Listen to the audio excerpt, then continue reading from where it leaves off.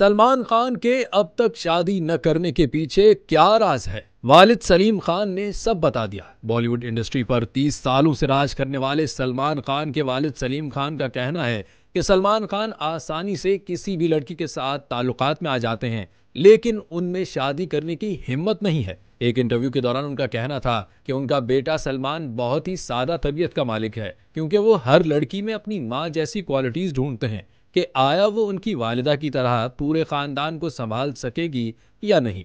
और तो और सलीम खान ने बताया कि सलमान खान की ख्वाहिश है कि उनकी बीवी शौहर और बच्चों के लिए खाना पकाए, घर की तमाम जिम्मेदारियों को संभाले, लेकिन आज के दौर में ऐसी औरत मिलना आसान नहीं।